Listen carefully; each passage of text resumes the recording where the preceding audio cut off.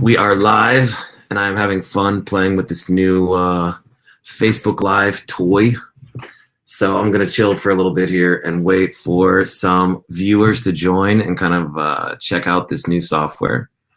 I am seeing some comments.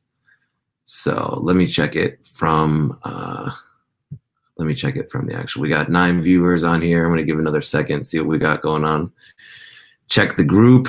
See how many people are watching in the group. Crazy, strange to see it through both softwares. All right, so I want to go through now and answer some questions that, let's see, what was the name here? It was Karen Tall asked me. Israeli, I assume. Anyway, she had asked some questions that kind of everybody always asks about starting offers, especially like affiliate offers. We own a lot of our own offers, but we've also ran affiliate offers really for pretty much my whole career. The offer that she had specifically mentioned, I have actually ran. I'm not going to say what it is because I don't want to out her thing, but it is with a really good network. So the questions and problems that come with the network do not exist here. So I kind of want to go what I go through and do. Every situation is different. Every offer is different. You try to start out with like a basic system, and then it will change over time. You'll adjust depending. And also, Facebook changes a lot, and Facebook changes every year. So things that maybe necessarily, or things that you would have done a year ago, or 6 months ago or 3 months ago, maybe something that you're not going to use now, or maybe you will. It's like sometimes you have to test more than one thing. And thank you. Nice selfie portrait of mine behind me. Yes, this is, I'm actually sitting in the office of my grandfather at his desk where he ran his businesses. So I thought it was a nice opportunity to sit at his desk. He recently died. And he's definitely the guy that made me want to be an entrepreneur. So I wanted to do a live. I've been working at his desk to try to channel some of his energy. And now I wanted to do a live at his desk as well. So let's crank into it and go through basically how I start these things off. I like to, as I think a lot of I like to test things. I like to start out with a full system on everything. And when I'm testing something, step one is what can I optimize? Because it doesn't make sense to try to test for something that we can't optimize. So I try to quickly look at the major factors that I can work on and in what order that I want to do them in. With all of my testing, my focus always starts with the image, because this is the key to cheaper clicks. And if you think about it, if we're testing something, we want to have as many clicks as possible, or as cheap of clicks as possible to test something, right? So let's say that an offer, I want to see 100 or 200 clicks before I decide if it's shitty. I'm just throwing out numbers here. Well, if I can get the cost per click down to 50 cents, it's a lot cheaper test than if it is at $1. And on most of the things that I test for, there's a set number of clicks or a set number of impressions that we're going to use to measure these tests. So it's very often money is not the right way to set a test up. It's easy. It's what I use, 3x a payout, 5x a payout, etc. But on a more granular level, images, you really can look at the number of impressions. And then when it comes to like offer or landing page, number of clicks is the metric that I would use to kind of, make my decisions.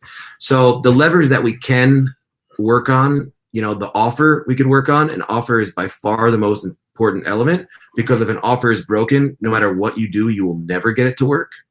For example, something's broken, pixels firing. No matter how good your ads are, no matter how good your copy is, no matter how good your landing page is, you will not make conversions. So offer is the most important thing. Assuming that the offer is good, as I just mentioned, the next thing I look at is image and video. I'm a big video guy. We have a sick creative team, and obviously we're now launching our creative agency so everyone can have access to video. Video for me is better for a number of reasons. I like to use video views for testing, which I'll talk about in a little bit. Images, static images have actually been making a comeback for us. It seems that they are now cheaper. We're having like really good results with them. They're always really good with remarketing. But now I really try to split test a couple of images in with my videos, even though we don't get as much data off the images because we can't see how long people watch them for, which is something I use a lot.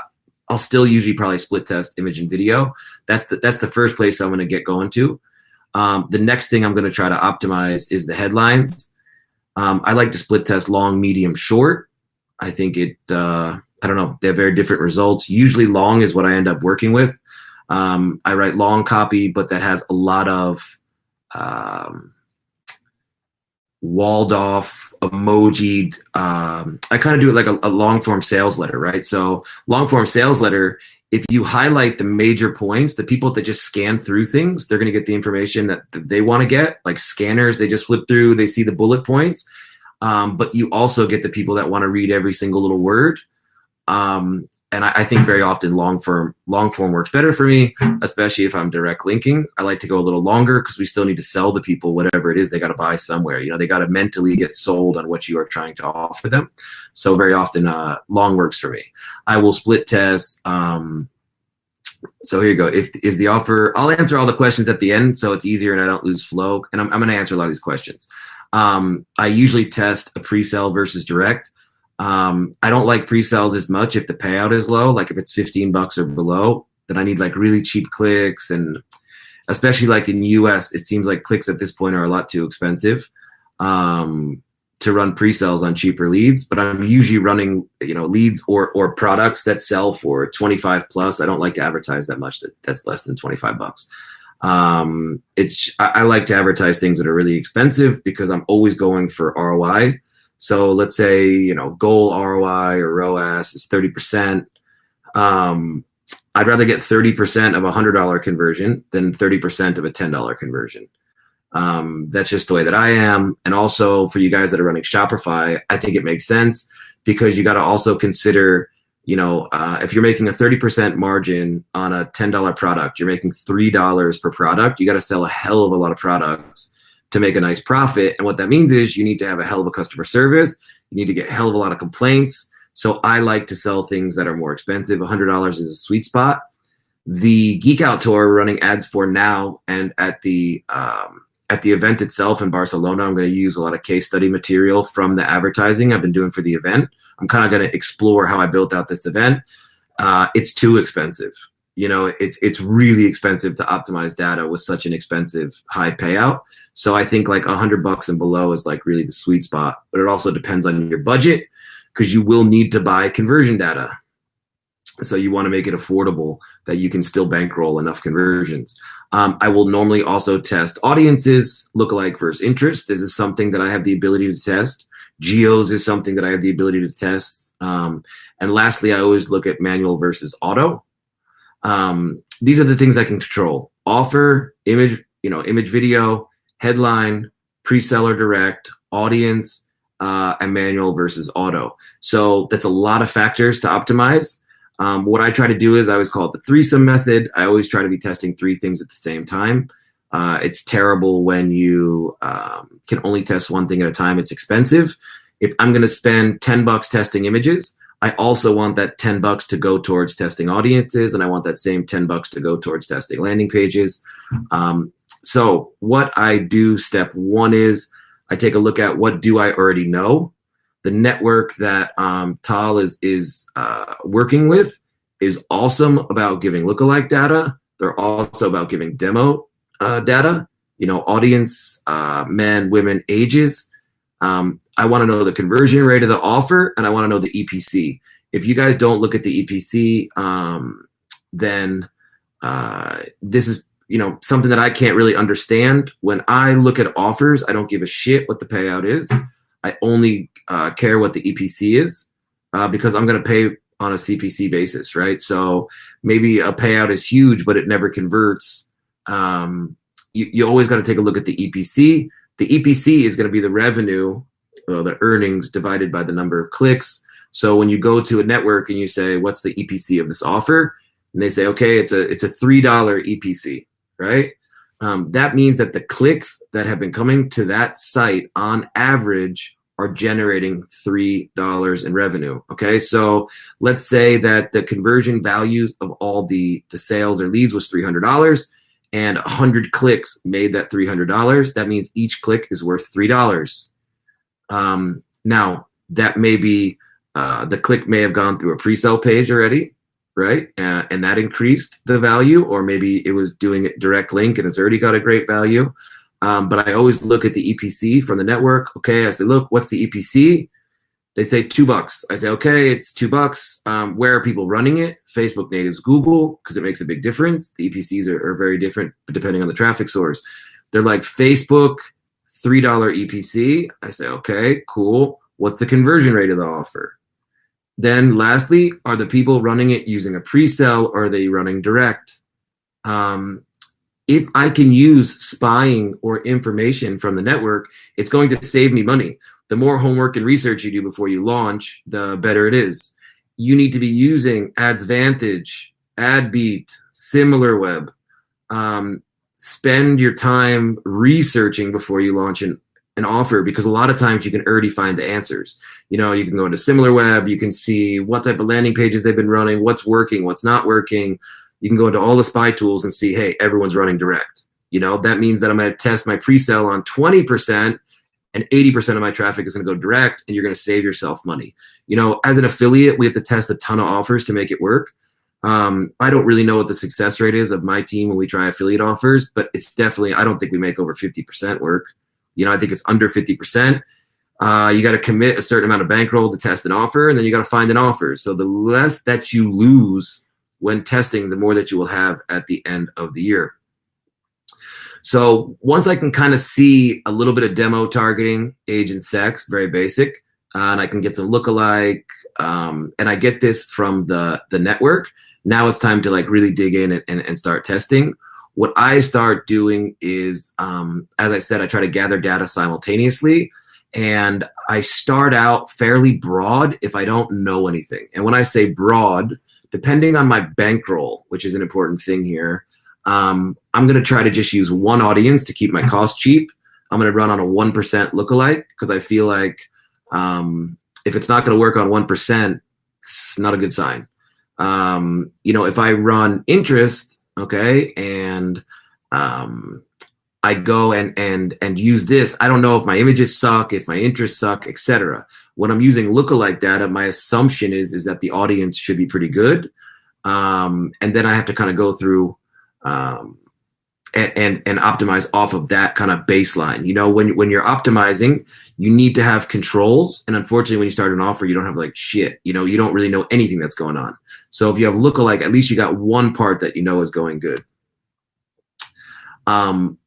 When I start out, and I've been all over the place with this, and I have a really smart media buyer that does it differently, and I've started to go kind of her direction, but I'm going to try to tailor it to the scenario that I was asked, or the reason that I did this live stream, right? So it's a $40 payout.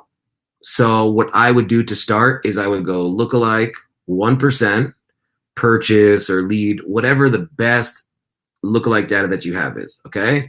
And then I would take 5 images. When I say images, it could be headlines or videos, or I'm sorry, it could be static images or video images. I would take 5 of those, and I would take 3 headlines. So now I got a total of 15 pieces of content. And I would spend this at, 3 times the payout per day on that audience, right? So that's going to give me, at a $40 payout, I'd spend $120 a day for 3 days. So $360. And that's going to get spread across 15 pieces of content, which is going to give me roughly $20 per content. With 15 images, what I like about it is it's going to give me a good amount of money per image, right? So I'm going to run through this. I got a 20% kill rule. You guys are blowing me up with questions already. I'll answer them at the end, but keep putting them in the chat, and I'll knock them out at the end, because I know there's a lot of stuff.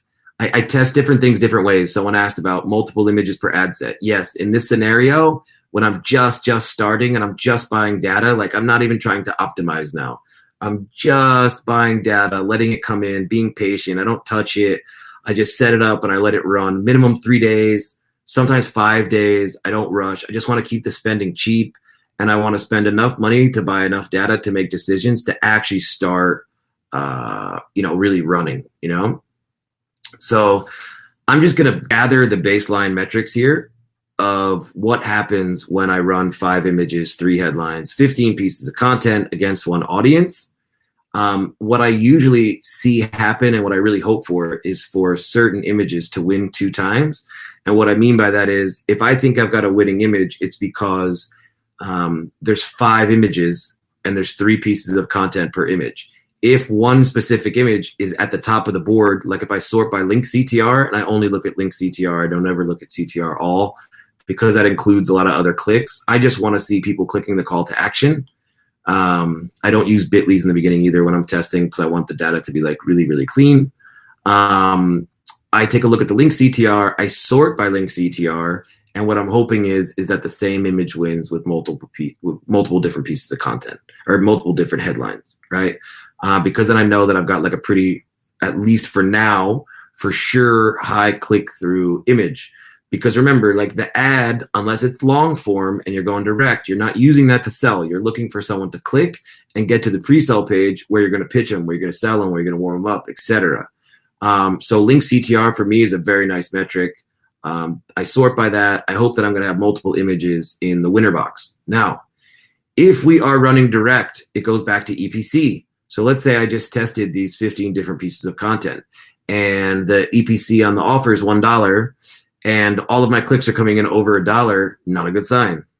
Not good. That's not going to work. We need to get the click a bunch cheaper, especially if we're going to be working with a pre-sell, and some of those are going to get weeded out. So I know like what my basic that I need to have my clicks at, I kind of run through there. Usually I'll get a winning image early if I run 5. If I like the offer, and let's say the other metrics on the offer are good, right? Let's say that the link CTR is shitty. Let's say the cost per click is high, but I was making a bunch of conversions, not necessarily profitably, but it's converting. The offer is converting, or let's say I've got a good click through on the landing page, then I will, keep pushing through and just say, okay, now I just need to crack it again and launch more images, and I'll kind of not settle until I have images that are getting me cheap clicks. I believe at this point, and this is fully theory, but I believe at this point that Facebook has gotten so smart with this shit that like 70% of it is just getting the copy. I'm sorry, the images in the copy. Like that's it. Like the audience and the targeting, especially because I like to run broad, so I have scale. Yeah, it's there. But for me, it's about getting cheaper clicks and interested people and engagement and stuff like that. Then, as Jason Kreisky was talking about recently, a friend of mine, smart guy, he was saying like, it's basically images and stuff on the front side, and then you want to go and make big money. You got to have some technical hacks on the back side, and I agree with that. So once I gather my baseline images, now I will take that winning image and I'll use it to now optimize for other things, right? So I take the winning image and now I split test the headlines against that winning image because now I got one thing that I know is good. Right? So I keep that one thing and then I split test my headlines to see what my winning headline is, right? So now I'm going to start to build out that first step of the funnel where I feel like I got my best image and my best headline. If I need to keep testing images, I test them at like $5 a day. Just because I don't think I need much more. I don't need much more impressions or anything like that.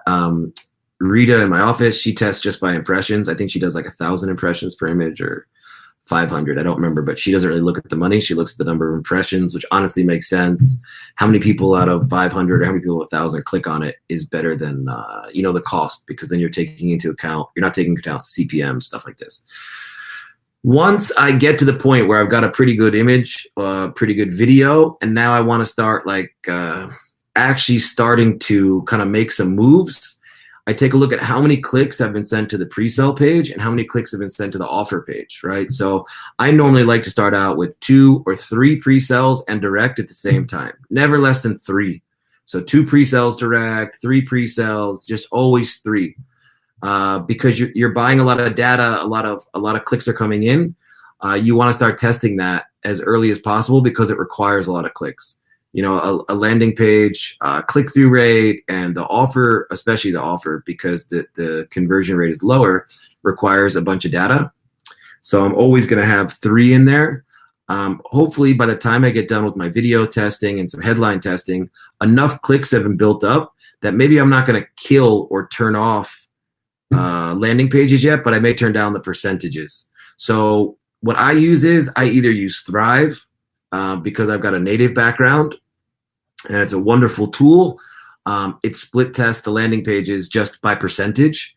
The only thing that's kind of shitty about it is it very often will cause like URL changes and stuff like this that Facebook doesn't like as much. Recently, we're working a lot more with VWO, that it's all going to be on the same domain. You're just going to make the changes on the page.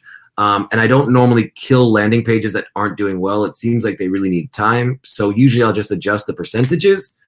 I'll start out with, let's say, 3 landing pages or 2 landing pages in direct, 3 variables, and I'll put them at 30% or 33% each. And then after 3 to 5 days of data, when I see one winning, I will increase the percentage of that to, let's say, 50, and the other 2 are at 25 and 25 until I keep adjusting until I have almost all the traffic going to the best page. Excuse me. With the pre-sales and I use pre-sales almost all the time. And I feel like this is where the best place for optimization happens. I think that it's, to me, the easiest optimizations is going around and just reformatting the page, changing the copy, changing the colors, increasing the font size, moving the buttons around, adding call to actions, making it short, making it long. I think that this is where, for me at least, it's my first step of like big optimizations. Because if you think about it, your funnel is going to run for a long time, but your images and videos and stuff are going to change quite a bit. When I'm in the process of still kind of buying data, let's say on day 5, I'll set up my remarketing campaigns. I think this is really important so that we're able to, get back some of our testing losses. Like, let's say landing page wasn't that good. They had 3 landing pages and a bunch of people went to the shitty landing page. So now I want to try to get some of that money back. Because obviously that first click was very expensive. So I'll always remarket those people that are abandoning pretty quick, because then you start getting cheap conversions that will help take back some of these testing losses. So I would say 3 to 5 days after you start pushing out ads, I would use the remarketing. Once I get to the point where I feel like, okay, I have an image that works with my lookalike, and I have a headline that works. And when I say works, I don't even necessarily mean at this point I'm profitable, okay? But they're meeting metrics that are necessary to get to where I need to go. Then I start testing new interest using video views, which is really the way that I do it now a lot, especially for expensive conversions, is if I have interest that I want to test, I run video view campaigns to them very cheaply, and then I retarget the people that have watched over a certain percentage of the video, right? So I'll take, let's say, 5 interests, 10, $20 a day. $10. Run video views. I'll see what it is costing for a 10-second view, or what percentage the people are watching. And then as long as I'm running the same video to run a proper split test, one of the audiences will watch the videos for longer, and I'll start to get a feel that this is the correct interest. I wouldn't build you still need to verify it. So after I run the video view test, which I like a lot, I'll still then go and verify it with purchase campaigns. So let's say I spend $10 a day testing interest with video view. Once I find an interest group that has very long video viewing, I will then try to run purchases or leads, whatever my final conversion event is. When I'm testing everything besides video views, I always use my conversion goal that I want. Facebook is really smart. I really believe that I watched it educate itself, because at one point you really could bid initiate checkout or add to cart, and it would still make purchases very well. And sometime at the end of last year, I noticed that if you target add to cart, you just get people that add to cart. And again, this is always opinion, etc., but this is how I feel about it. Facebook knows who purchases. Facebook knows who becomes a lead. If that's who you want, ask them for them, and hopefully you will receive.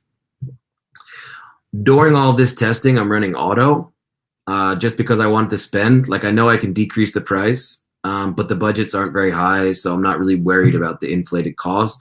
I just want to make sure it spends. There's nothing worse than when you have not adjusted or figured out your manual bid yet, and you're just not getting traffic, so you can't even do your test. To me, that's just a waste. So let me clean it up here a little bit to make it a little bit more systematic about how I do it. I like to ramble and talk about theory, but I also like to make it a little more clean. So I want to go through now and just answer the questions just correctly, right? So she asks, how much do you recommend to set my daily ad set budget if my product is $40? I'm optimizing for purchases. I would go for 3x, $120 a day per ad set for 3 days. When you're testing, what's your daily budget for each ad set? I kind of just answered that. It depends on what you're testing. If you're testing images, $5. Video views, $5 to $10. Conversions, 3 to 5x the payout. And everyone says, oh, you're not going to get enough conversions for it to optimize. I'm testing. I'm not optimizing.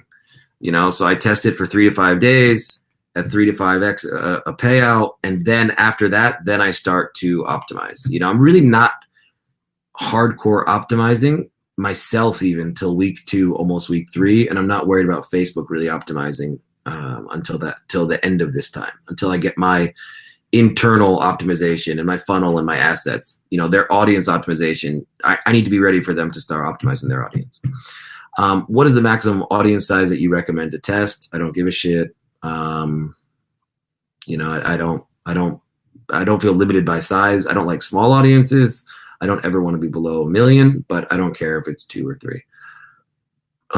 What is your testing process? What do you decide to split test? As I said, I go in order: images and headlines while I'm testing pre-sales and audience and offers. Audience, hopefully I already have. And I always test on auto. When do you decide to kill ad sets based on what parameters? It's kind of a broad question, but I think it's important. I have one rule for killing. I don't really ever like to kill anything in less than 2.5 days of traffic. Okay, like for me, 2.5 days is the bare minimum to kill, because Facebook does take time for them to optimize the traffic. Okay, so I'm not even just talking about optimizing for conversions, getting 20 a day, etc. But if you look at your campaigns, they usually will start out very nice, then get kind of shittier on the second day, and on the third day they get better. Like the morning of the third day for me is really when I feel like I'm seeing my first results. That being said, I have a 20% rule that if something is like really shitty, i.e. 20%, then the rest of the results, let's say I got a landing page click-through rate that is normally 50%. If I have a landing page that's at 10%, I will kill that before the 2.5 days.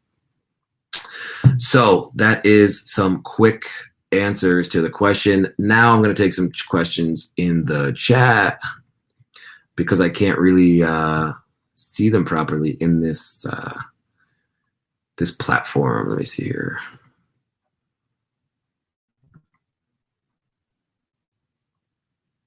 All right, so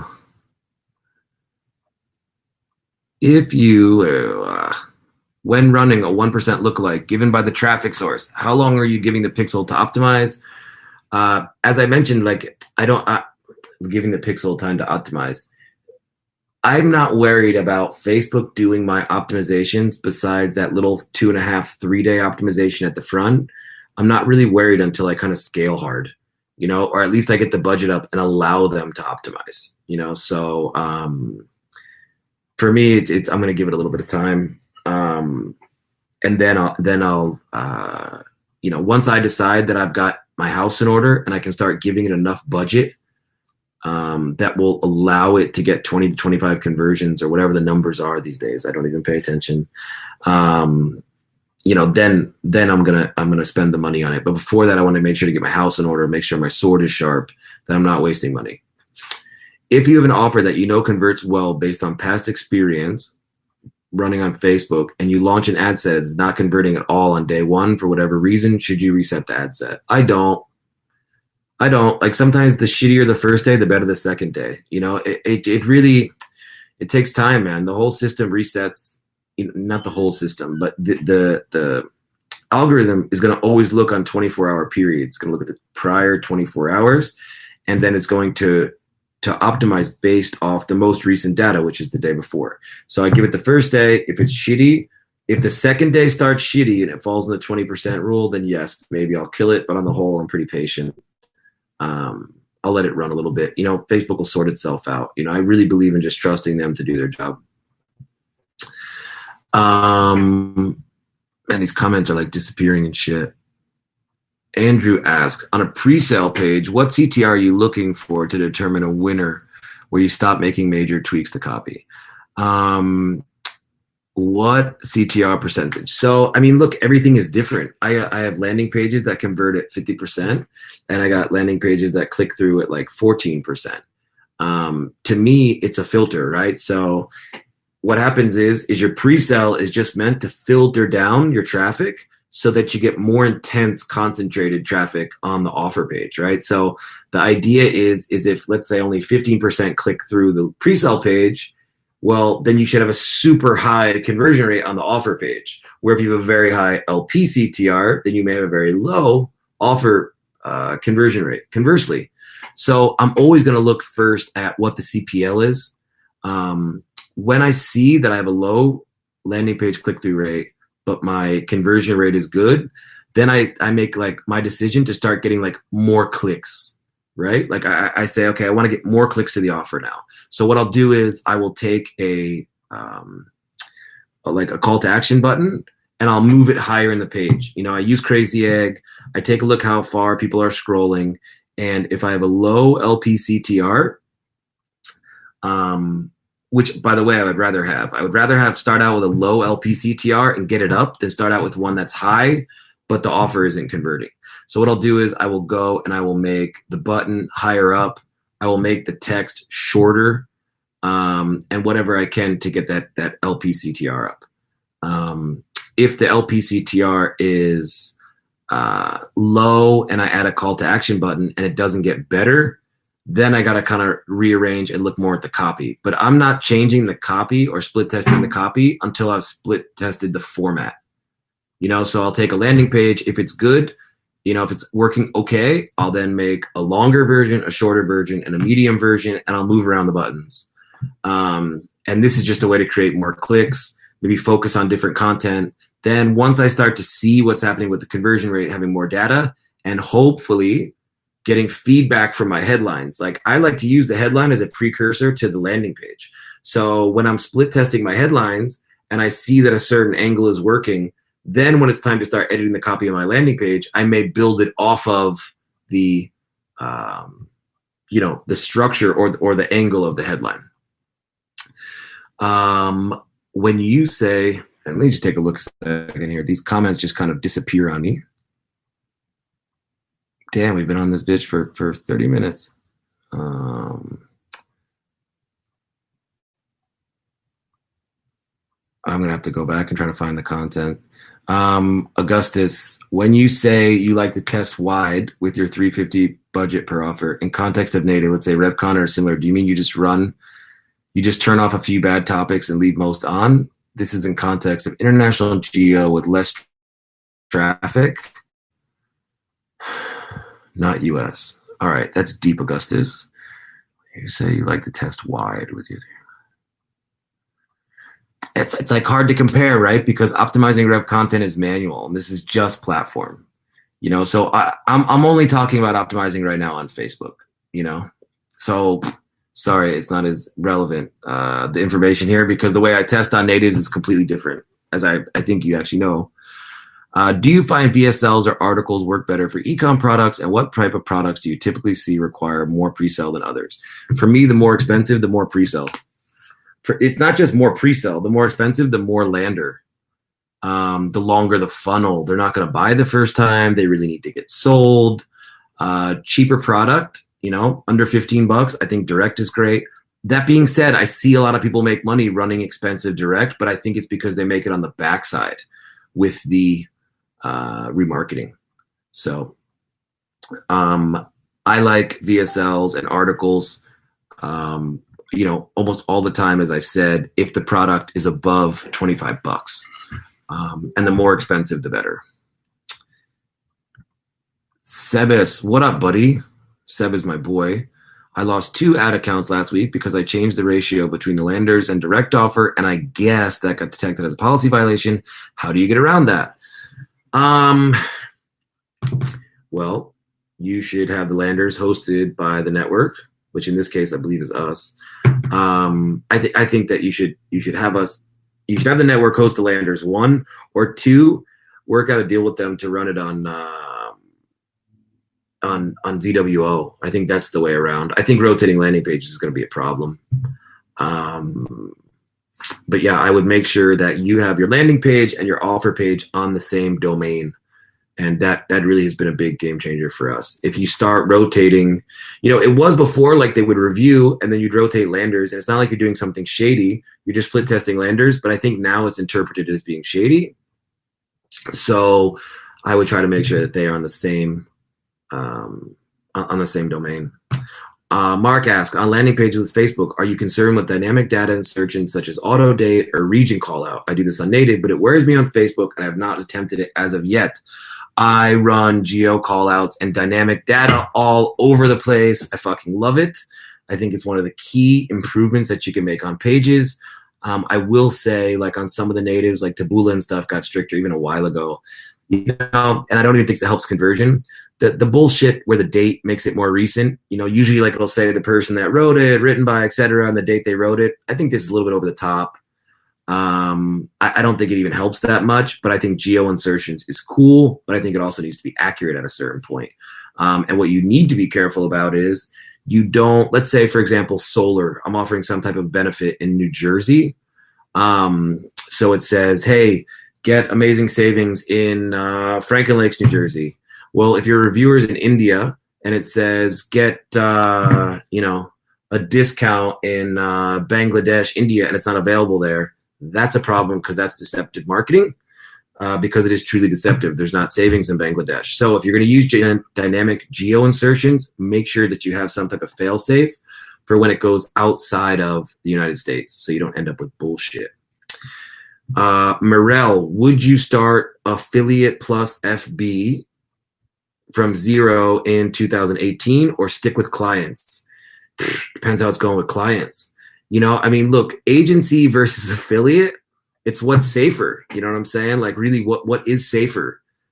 Agency probably is safer money when things are fucked up, but I'd rather make the larger margin and take the risk on my own capital, but it's a business principle. You know what I'm saying?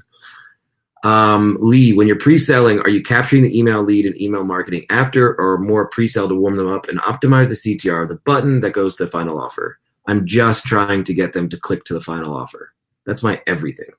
Is I want to first get them to my page and I want to pixel them so I can remarket the people that visited my page. Then I want to get those people to click through to the offer page, and I want to remarket the people that went to the offer page and didn't buy.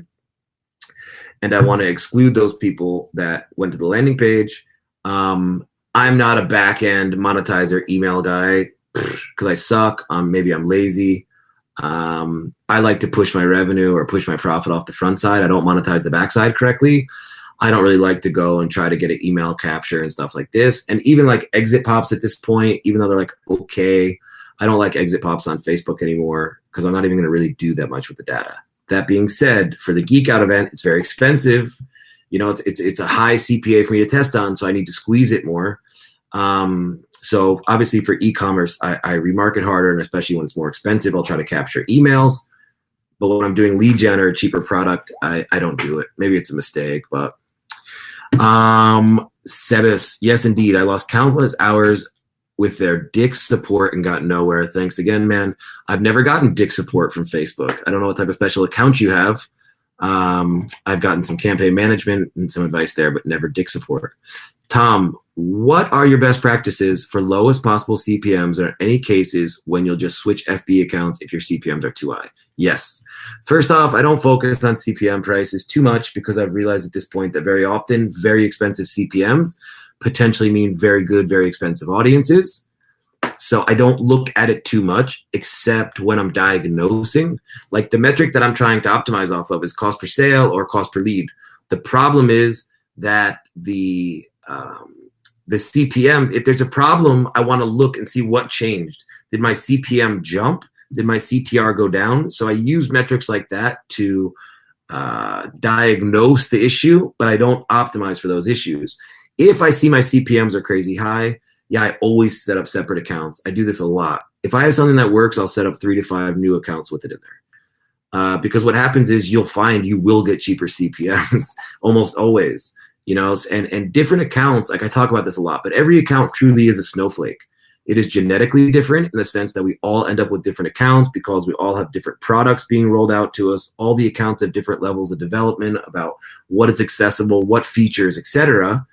So on a genetic level, they're all different. On a behavioral conditioning level, they're also all different because from that very first visitor, they have different audiences coming to them. So depending on how one ad account started compared to another, it could be very different. As soon as I don't like my CPMs or I see something's working, I will set it up in a separate ad account. George, have you found success with phishing widgets, whitelist campaigns on Rev Content? Yeah, but I mean, usually with Rev Content, it's a process of starting black and then buying and going white, as opposed to getting a whitelist and making it work. I've gotten very few whitelists from either Rev Content or friends or anyone that have worked.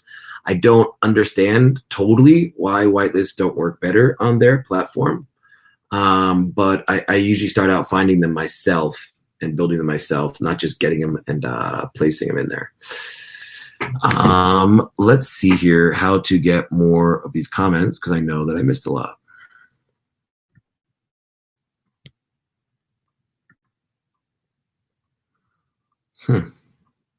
It's weird. This Facebook Live is not showing me all the comments, maybe because of this platform.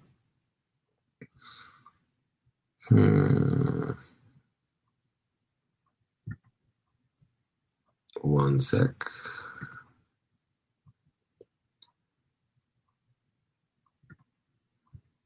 Let's see here.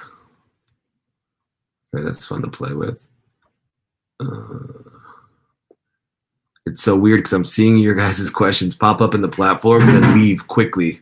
So it's making it quite difficult for me. I got this agenda. This is cool. I could drop some of these messages about Barcelona. Let me see. Let me do a little promotion here.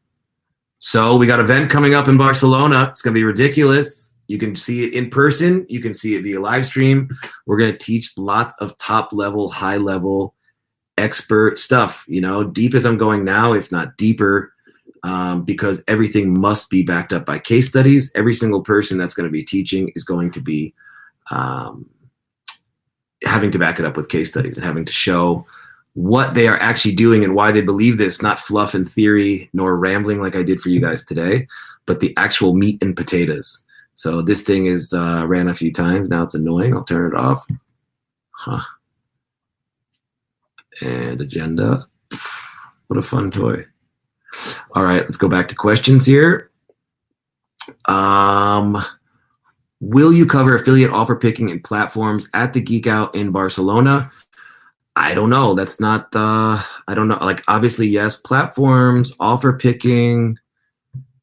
I don't know. I got to look, Moreau. I got to look. I don't want to bullshit you. Affiliate offer picking and platforms. Platforms, yes. Affiliate offer picking, I don't think so. But let me take a look. And obviously, you already hit me up on the side. So if you got questions, hit me up and I can help you with it. Zach, for lead gen campaigns, what's the payout you look for on offers with name and email submit? 5 per email opt-in, 10 per email opt-in. I never run those, man. I've always got to gather some type of qualifying data for mine. So I really don't know what it is for just a name and an email. It's interesting you mentioned that. My refi buyer has just asked me to run a campaign like that. And said, yo, just give me name and phone number and email and I'll pay you for that. So it's very close. I haven't ran it that way before. I always get a bunch more detailed stuff. But yeah, I have no idea what the payout there would be. Lee, where do you do the initial research for interest for each product? Excuse me. I don't, you know, I take a look at it and dig in and see what I think. I shouldn't say that. I don't. I go in and try to take a look at, how would I describe how I do it? I call it going down the rabbit hole, basically. Like, I just start clicking deeper and deeper. So, like, I go to, like, let's say a page of people that I believe. Let's say it's dogs, right? So it's easy to use this example. So, like, I go to I Love Dogs. Easy, target I love dogs. Okay, let's go a little deeper. I like to manually go into the fans of I love dogs and look at what they're looking at. This is something that I think is better. Like I get a new viewpoint of it. I get a new way to look at it.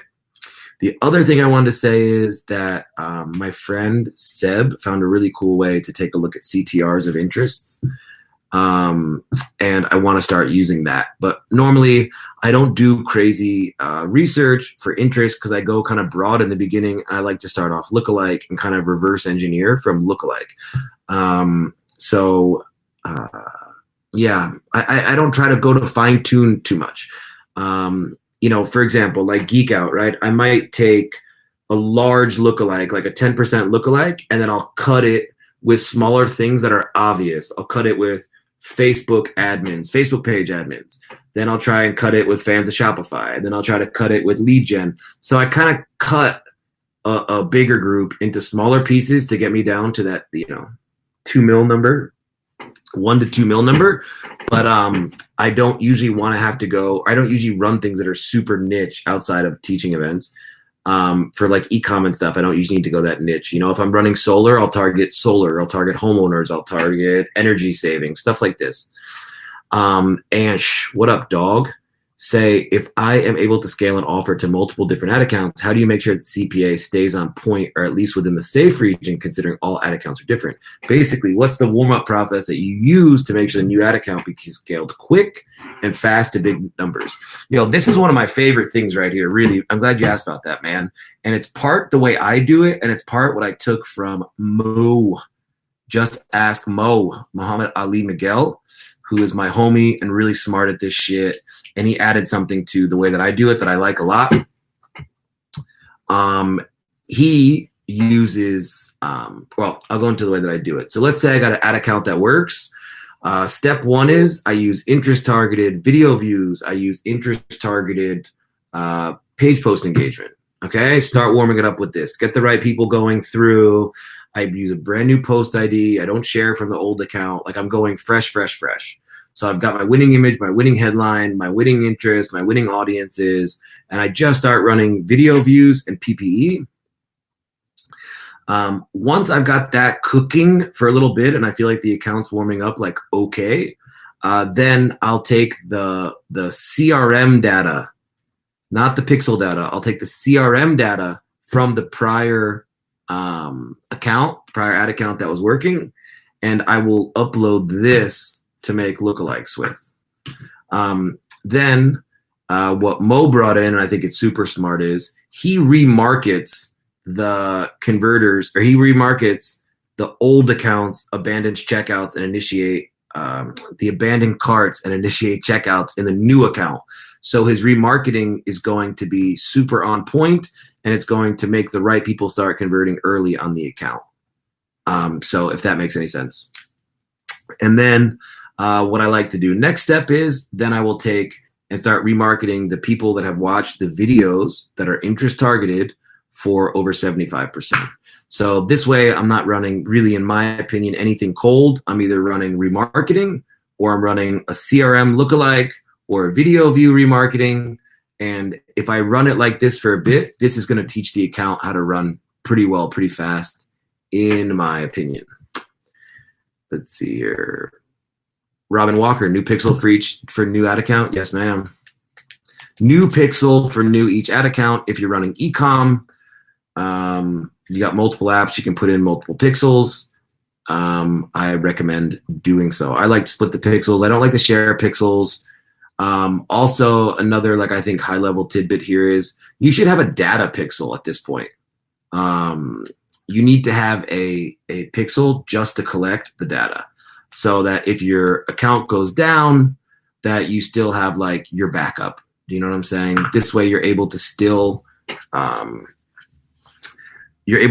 go and collect the data even if your account gets banned. You know, I think it's another plus point of running multiple ad accounts is that you need to have a backup at this point. Like, things will go down and you're going to lose audiences, you're going to lose data, you're going to lose momentum, you're going to lose traction, everything else. So by having multiple ad accounts, I think you make yourself a little bit more redundant, which is good. Zach, do you have cap on offer price points, like $500 plus offers or $2,000 offers, or do you just like smaller price point offers since they don't require as much budget when testing? It's a good question, man. So I said in the beginning, my optimum is like a $70 probably payout, because like solar is high payouts, right? Really, it's expensive to test. Like, let's say I want 100 conversions to test something. At $70 or $80, you're going to spend $7K to $8K. The other problem is when you're doing lead gen, there's like a second conversion. It's not like e-com, right? Because you got to make the lead, so it's got to work for you conversion wise, and then it's got to work for the call center also conversion wise. So maybe I've got to make a lead for, let's say, 100.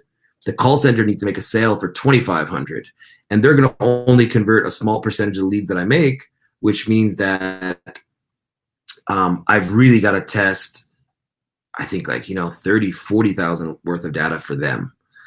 So I don't like to go above $70.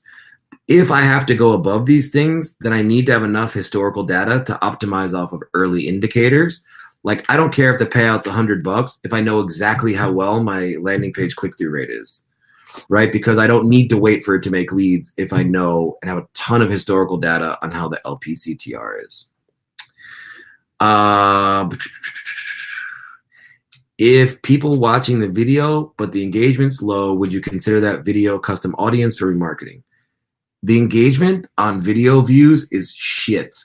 And I'm sure you guys notice it. Like, if you see these videos that, especially e-com, like it blew my mind last year, and there's a dude last year that I met, Robbie, who kind of was always like bringing this up, and he was super right. It's like you would see video view campaigns with like 2 million video views and like 1 like or 2 shares.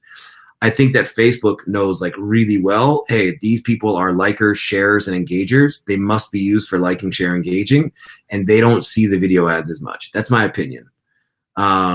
Because the engagement is shit. So when I'm looking at when I'm using the phishing technique and I'm looking at video views, I'm always taking a look at like cost per 10-second view, or I'm taking a look at the percentage watched. Like, obviously, let's remember too, if it's a 30-minute video or it's a 30-second video, percentage watch is a very different thing. So I'll look at like cost per 10 seconds, or some metric that I can use around something that I can use to kind of get like a baseline and go off of that. And if people watch, if the engagement's low, but they watch over 75% of a video and the video's over a minute or 2 minutes, like if you watch something for a minute, you're interested. It's worth a remarket. Maybe you're not going to convert then. Maybe I'll show them another method, or another video, which is something that Tim Bird showed me, where he does sequential remarketing, which is what I'm doing right now, where if somebody watches like 75% of one video, then I'll show them another video, et cetera, et cetera. So it keeps warming them up. So I don't look at engagement on video views because it's not the goal. Do I run affiliate offers on AdWords? First, I kind of suck at Google search. Decent at display, not amazing. We make it work. We do remarketing, but I don't make tons of money on it. I'm not that great at it. So it's a special sport unto itself that I haven't dug deep enough into. Although obviously we run it. I don't run affiliate offers on AdWords. It seems like a pain in the balls, especially when you're not good at something. Do you want to invest in all the headache of the domains and the tracking links and all the shit that Google basically doesn't like? So no, I haven't ran any affiliate offers on AdWords. Occasionally we have affiliates that'll run to our network via AdWords, but it seems also a pain in the balls for them. Zach, you got a good question, Zach. You have a cap on total media budget you're willing to risk on new offers? Man, I was just talking to one of my partners about this 2 days ago. Yeah. Man, it's so hard. I don't like to spend more than $2 to $3K on testing a new offer. But like if a payout's $100, what are you gonna do with 20 conversions? It's just not enough. That's why I like those 50s, 35s, even 70s to kind of keep the cost down. So I don't like to spend more than 2 or 3K. If I really believe in it, or I got some type of a hope, I'll keep going, right? So even if I spend 2 to 3K, but I'm losing, but if I see that there is a future, I'll keep going. If I don't like it, I'll just cut it. And I believe that this right here, the learning to kill or fill, and I'll probably end it on this, the learning to kill or fill, whether it's learning to kill or fill an ad set, or whether it's learning to kill or fill a new offer, testing a new offer, like this is really what makes media buyers like good or great. You know, a great media buyer knows that something isn't going to work. They don't fall in love with the offer and they kill. Or even though it's losing, they look at it and they go, yeah, I'm going to make it work. This is going to work. And they keep running it. So like this is really it's a great question because there's not a good answer. So how much am I willing to risk on a new offer? 2 to 3K to start. You know, that's really where I'm willing to go.